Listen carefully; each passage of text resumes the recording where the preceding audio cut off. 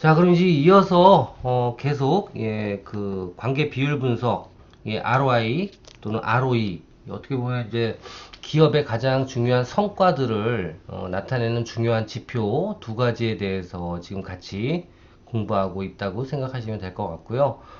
이 부분은 뭐 CEO로서도 그러니까 전문 경영인도 되게 중요한 그 비율 항목이라고 보시면 되고요.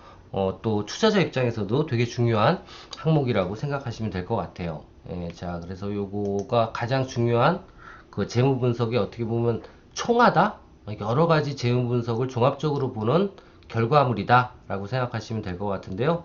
아까 ROI 설명하다가 잠깐 쉬었죠. 자, ROI는 종합적 비율 분석이에요. 한마디로 수익과 자산, 자본까지 다 생각하는 그런 어떤 비율 분석인데, 일단 ROI는 두 가지예요. 이익과 자산을 비교해 본 겁니다.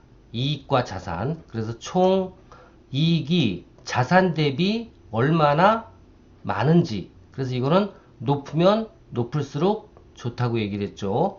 그리고 이거를 더 분해를 한다고 표현하는데, 이 분해가 뭐냐면, 예를 들면 이 총자산 수익은 단기순이익에서 평균 자산을 나눈 게 값이 되는데요. 이거를 다르게 표현하면 매출액 순이익률 곱하기 총자산 회전율이 되는 거예요. 아시겠죠? 매출액 순이익률은 뭐예요? 순이익 나누기 매출액이었죠. 그쵸? 요거는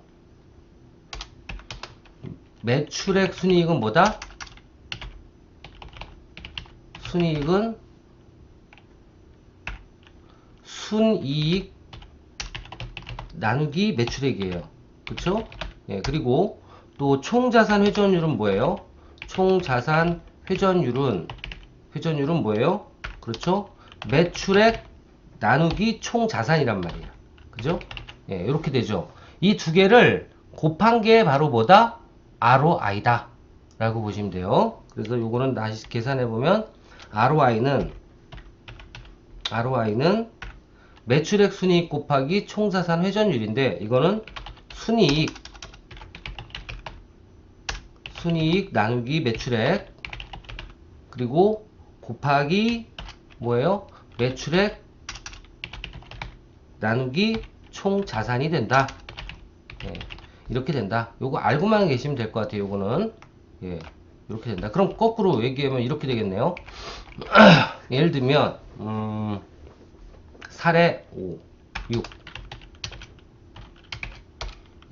매출액이 10억, 그리고 총자산이 평균자산이라고 할까요? 총자산이라고 계산할게요. 총자산이 2억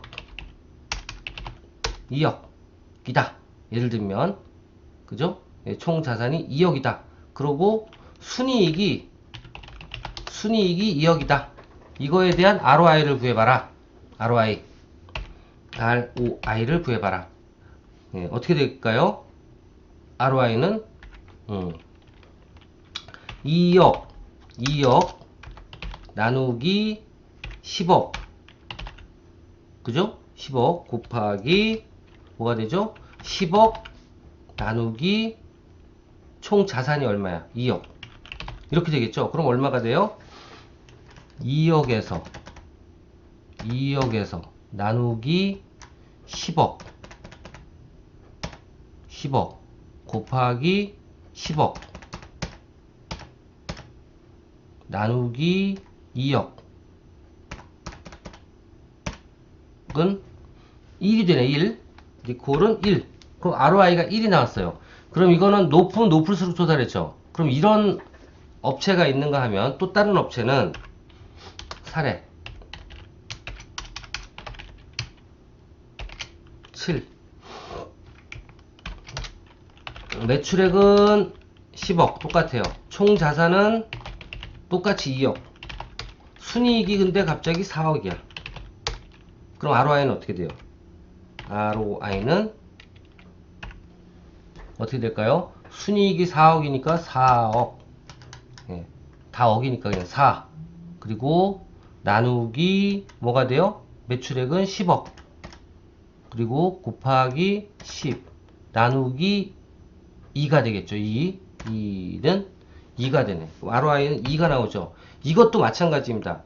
1 이상이 넘어가면 되게 좋은 값이에요. 그래서 높으면 높을수록 좋은 거죠. 그렇죠? 자, 이렇게 계산해 볼 수 있어요. ROI는 2다. 자, 이렇게 해서 일단 종합적 비율 분석 ROI를 구해봤고요. ROI는 뭐예요? 다시 한번 얘기해요. 단기 순이익과 자산을 비교해 보는 거예요. 그래서 자산이 이익보다 어떻게 돼요? 적으면 적을수록 값이 커지겠죠? 그러면 어떻게 돼?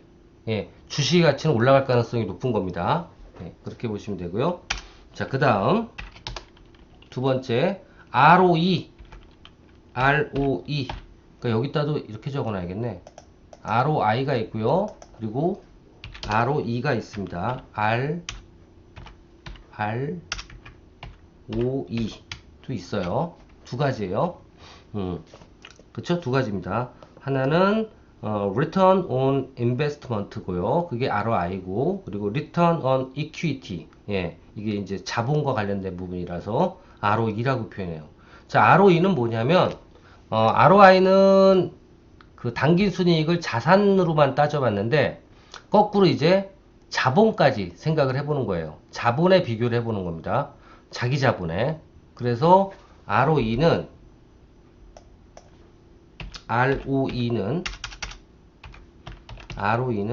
이건 한마디로 얘기해서 뭐라고 표현해야 될까요? 자본 대비 순이익률 그렇게 보시면 돼요. 자본 대비 순이익률. 예, 자기 자본 대비 순이익률이라고 보시면 되고요.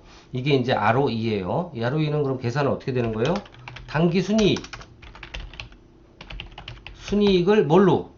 예, 나누는데 기초 자본과 플러스 기말 자본으로 나누겠죠.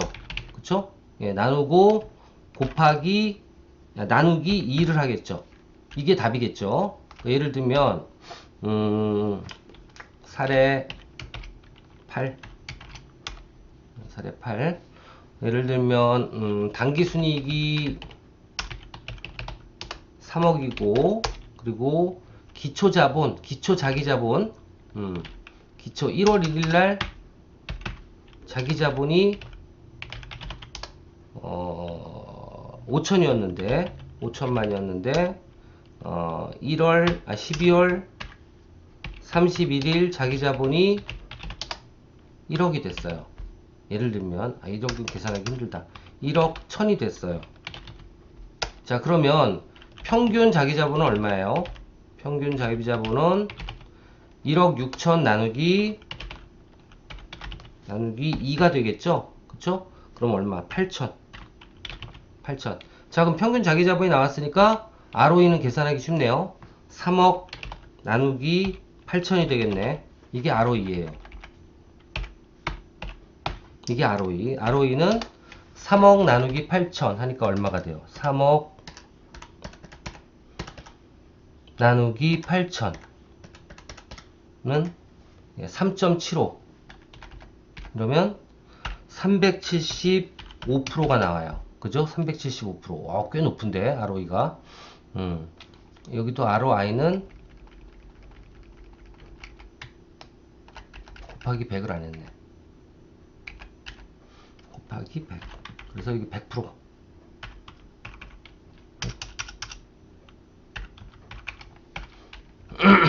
자, 이런 게 하나 있고요. 또 하나 다른 사례를 한번 들어볼까요? 그러면 똑같은데 사례 8, 9 당기순이익이 4억이고 1억이고 1월 1일 자기자본이 똑같이 5천만 그리고 12월 31일 자기자본이 똑같이 1억 1000. 그럼 평균 자기자본은 얼마? 8천. 그러면 ROE는 어떻게 계산한다? ROE는 1억 나누기 1억 나누기 8천 얼마가 돼요? 1억 나누기 8천 그러면 1.25 125% 이렇게 되죠. 그러면 저 사례 8의 기업보다 사례 9의 기업이 어떤 거예요? 더 ROE가 낮죠? ROE가 낮으니까 뭐예요? 가치가 더 낮은 거예요. 기업 가치가. 아시겠죠? 만약에 이거보다 더 낮게 돼서 100% 이하로 나온다. 이게 뭐예요? 그러면 뭐예요? 그 업체는 위험하다고, 아니 좀,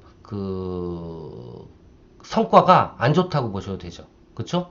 예, 그렇게 따져보시면 돼요. 그래서 이런 부분들이 여기 나와 있는 것처럼, 투자 자본에 대한 수익률을 나타내는 직접적인 지표가 되고요. ROE가.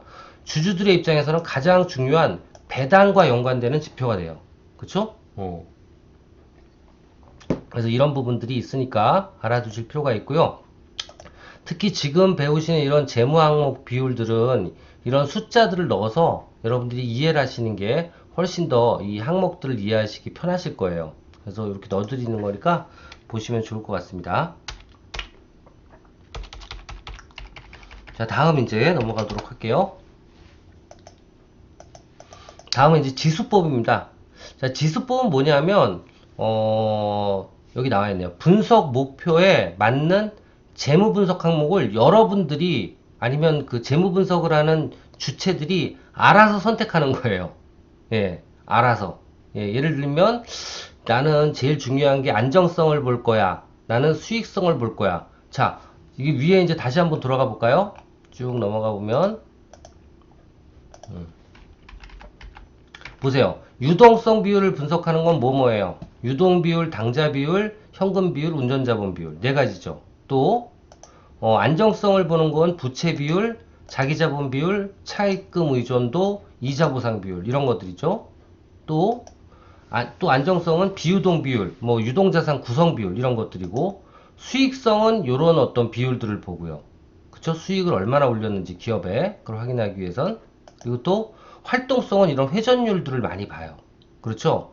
그래서 결과가 나온 것들을 가지고 어떻게 분석을 하냐 라고 했을 때 이 지수법은 한마디로 얘기해서 내가 목표로 그러니까 예를 들면 안정성 위주로 본다 그러면 뭐뭐를 착출해내야 돼요? 그렇죠. 이 중에 이 9개의 비율 중에 내가 원하는 거 몇 개를 착출해내서 어떻게 해요?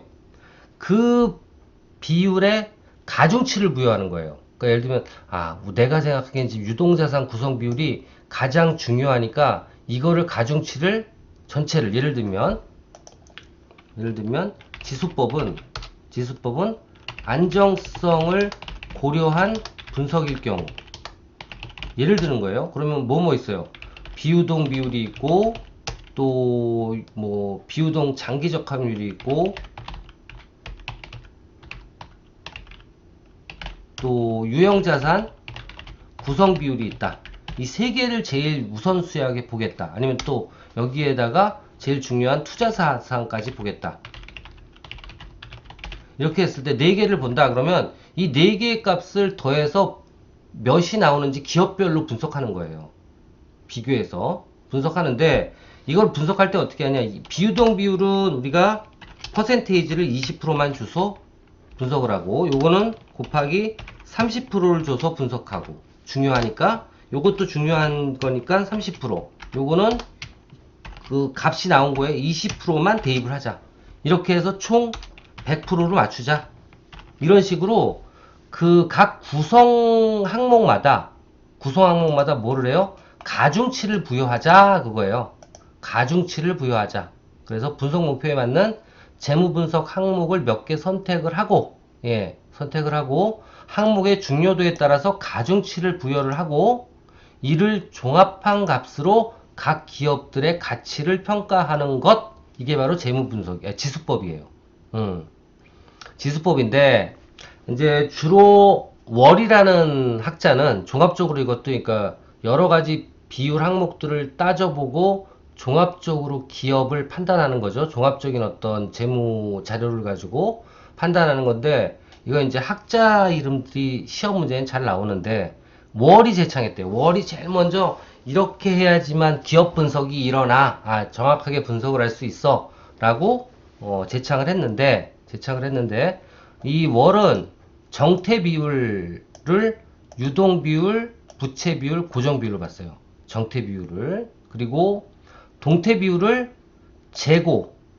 재고율, 그다음에 매출 채권, 그다음에 고정자산, 자기자본 회전율, 요 네 가지. 재고 회전율, 매출 채권 회전율, 고정자산 회전율, 자기자본 회전율. 요 네 개를 동태 비율로 봤고요. 정태 비율로는 유동 비율과 부채 비율과 고정 비율. 이렇게 봤다. 그러니까 요거는 외우셔야지 뭐 할 수 없잖아요. 이런 거 시험 문제 나올 땐 그렇게밖에 안 나오겠지.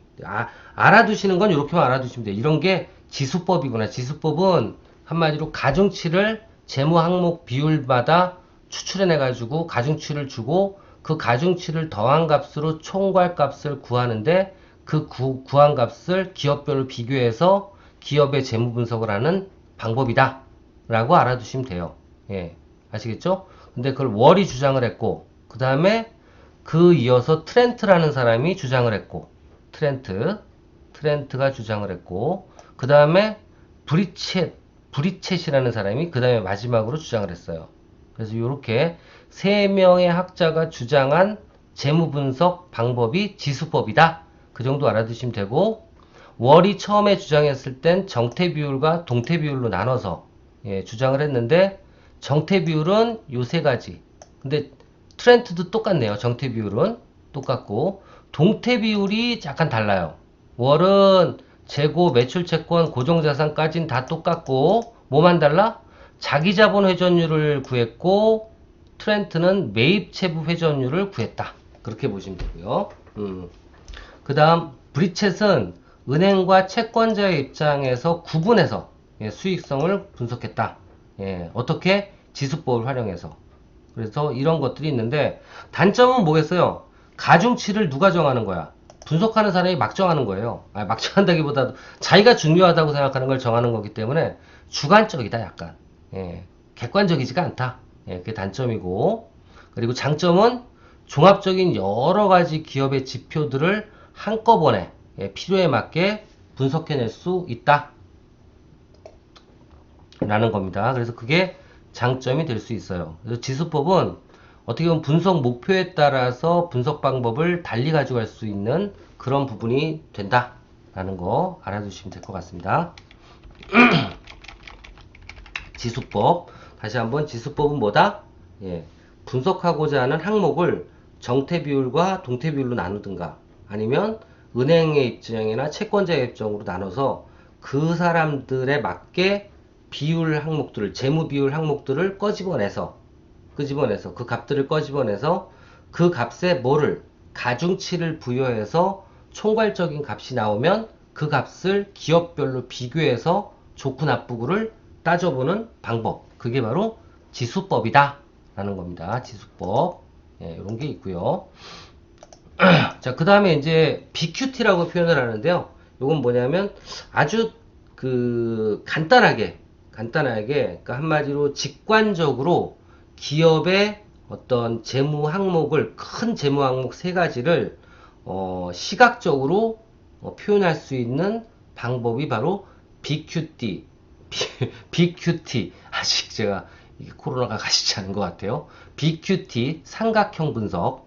BQT, BQT 분석이다. 라고 알아두시면 좋을 것 같아요. BQT 분석. 자, BQT 분석은 뭐예요? 삼각형 안에 기업의 체질을 단일 지표로 직관적으로 표현해서 좋다. 그렇죠? 자, 그럼 이걸 어떻게 표현하느냐? 그 세 가지가 뭐냐? 세 가지는 매출액, 그 다음에 시장 점유율, 세 번째 투자 수익률. 이거를 예를 들면 매출액이 뭐 1억이다. 그리고 시장 점유율이 15%다. 또 투자 수익률이 뭐 30%다. 이러면 요거를 삼각형에다 딱 갖다 놓고 어떻게 해요? 60도 기준으로 해서 그만큼의 길이를 이렇게 정사각형을 만들어. 이건 뭐예요? 기준이야, 기준. 기준을 하나 그렇게 만들어 놓고요. 그 다음에 한 1년 후에 만약에 매출액이 늘었으면 밑변이 더 늘어나겠죠. 그쵸? 밑변이 더 늘어나고, 그리고 거기에 맞게 투자 수익률도 늘어났는지, 늘어났으면 더 늘려야 되고, 시장 점유율이 늘어났으면 더 늘려. 그럼 이게 어떻게 돼? 삼각형이 더 커지거나, 그죠? 아이고, 죄송합니다. 어떻게 된 거예요, 이거? 삼각형이 더 커지거나, 그러니까 이렇게 되겠죠? 예를 들면, 삼각형 분석. 삼각형 분석은, 예를 들면, 사례 1, 시장 점유율이 20%, 그리고 매출액이 3억, 또 투자 수익률이 20%. 이런데 이게 이제 몇 년도야? 이게 사례 1이 2022년 1월 1일 기준으로 이런데, 연말에 보니까 2022년 12월을 보니까 시장 점유율이 40%고, 그리고 매출액이 6억이고, 예를 드는 거예요. 투자 수익률이 40%가 됐다. 예를 드는 거예요. 이러면 어떻게 돼요? 그림이 어떻게 그려져? 처음에는 요만한 삼각형이었는데 12월 달엔 그거의 2배의 크기의 삼각형이 그려지면 되겠죠. 그쵸? 예. 왜? 각 변이 2배씩 늘어났으니까. 2배씩 늘어났으니까. 근데 예를 들면 2개는 늘어났는데 하나가 20%로 그대로 있어. 그럼 어떻게 돼요? 2개는 늘어나고 하나만 이렇게 되겠죠. 이쪽만 짧아지겠죠. 그죠? 시장 점유율만, 투자 수익률만 짧아지겠죠. 그런 그래프가 된다는 거죠. 이해되시죠? 예. 그렇게 그래프를 나타내는 게 바로 뭐다? 기업 체질 삼각형 분석, BQT 분석이다. 그럼 BQT 분석은 뭐뭐뭐만 분석하는 거예요. 그렇죠? 시장 점유율, 매출액, 투자 수익률, 요 세 개만 분석하는 거다. 요 세 개만. 그 세 개를 각 변에 넣어서 분석을 하는 거다. 라고 보시면 돼요. 결국은 이거는 시계열 분석이라고도 표현을 해요. 시계열 분석. 뭐예요? 어떤 기준 시점 비교해서 삼각형이 어떻게 바뀌었는지, 삼각형의 그 항목들이 어떻게 바뀌었는지를 더 커졌으면 더 길게 만들면 되는 거고, 더 작아졌으면 짧게 만들면 돼요. 한 변을. 그렇게 만들어내는 게 바로 삼각형 분석이다. 좋은 점은 뭐예요? 되게 직관적이고, 회사가 커가고 있는지 줄어들고 있는지, 어떤 면이 줄어들었는지 어떤 면이 커갔는지 이걸 확실하게 금방 볼 수 있겠죠. 이런 어떤 직관적인 평가가 가능하고요. 이거를 조금 응용하면 어떻게 할 수 있어요? 저 안에 있는 내용을 매출액, 시장 점유율, 투자 수익률이 아니라 다른 걸로 바꿔서도 보여줄 수가 있겠죠. 다른 항목으로. 쉽게. 그렇게 보시면 되고요. 그리고 왜 항목을 왜 꼭 근데 시장 점유율과 매출액과 투자 수익률 세 개만 했느냐? 예, 이거는 아직까지도 예, 의문일 수 있죠. 왜 세 가지가 제일 중요한 거야? 그렇지 않을 수 있거든요. 그죠? 하나는 ROE, 하나는 ROI, 뭐 이렇게 표현해도 되잖아요. 그죠? 예. 그래서 이런 것들은 단점이 아니라 수정해 나갈 수 있는 방법들 중에 하나예요. 그래서 한마디로 기업 체질의 삼각형 분석은 기업의 직관적인 어떤 그 성과라든가 이런 거를 직관적으로 표현해 줄 수 있는 그런 하나의 도구다, 방법이다 라고 보시면 될 것 같습니다. 이게 BQT 분석, BQT 분석. 자, 그리고 이제 마지막으로 원형 도표 분석. 이게 어떻게 보면 이 BQT 분석을 단점을 보완한 어떤 분석 방법이라고 보시면 될 것 같아요. 이게 뭐예요? 원형 도표 분석이라고 그러죠. 한마디로 얘기해서 내가 원하는 여러 가지 재무 비율들, 뭐 총 자산 증가율, 매출액 증가율, 매출 채권 증가 회전율, 재고 자산 회전율, 자기 자본 순이익률, 매출액 영업이익률, 유동비율, 당좌비율, 부채비율 이런 것들을 쭉 놓고, 그쵸? 쭉 놓고 어떤 거는 보세요. 이쪽은 뭐 안정성, 이쪽은 수익성 이런 것들을 보는 거잖아요. 자, 이런 것들을 이렇게 쭉 재무 항목별로 나눠서 놓고요. 나눠서 놓고 어떻게 해요?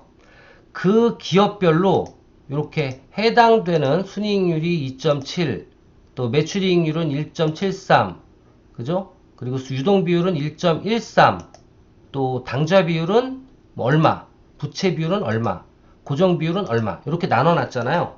이렇게 여러분들이 나눠 놓으시면 되는 거예요. 아까 그 값을 지정해 놓으시면 돼요.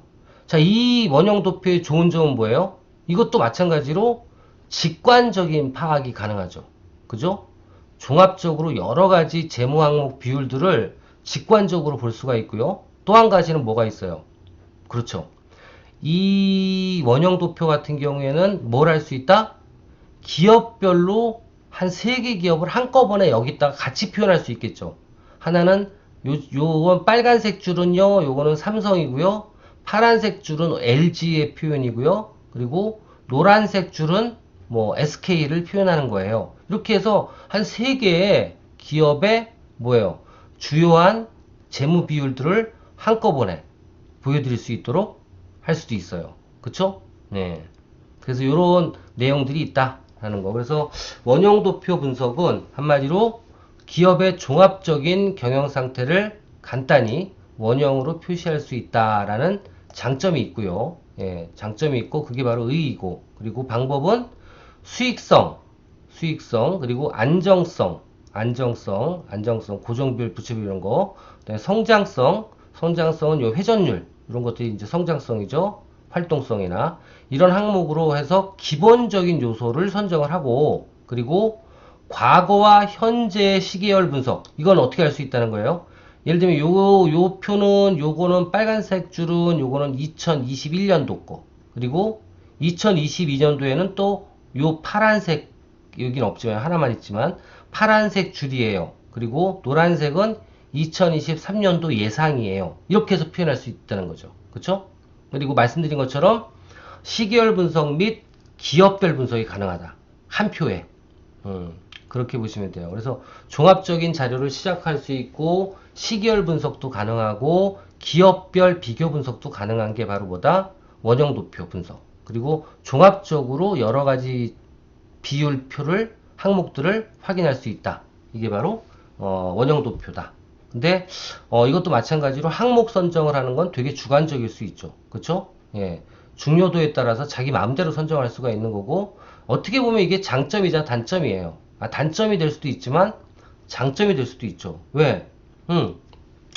내가 어떤 보여주고자 하는 투자자라든가 이런 사람들이 원하는 항목들만 딱 일목요연하게 보실 수 있게 만들어주면 장점이 될 수도 있죠. 그렇죠? 그리고 지수법하고 좀 다른 점은, 이거는 대신에 가중치를 부여하기는 좀 어렵죠. 그렇죠? 그래서 가중치를 부여하는 쪽에서는 이쪽 지수법이 조금 더 강점이 있고, 나머지 이 트라이앵글법하고 BQT 분석하고 그리고 원형도표 분석, 이 두 가지는 가중치는 부여하지 않지만 직관적으로 모든 재무 항목들을 파악해 볼 수 있다라는 거고요.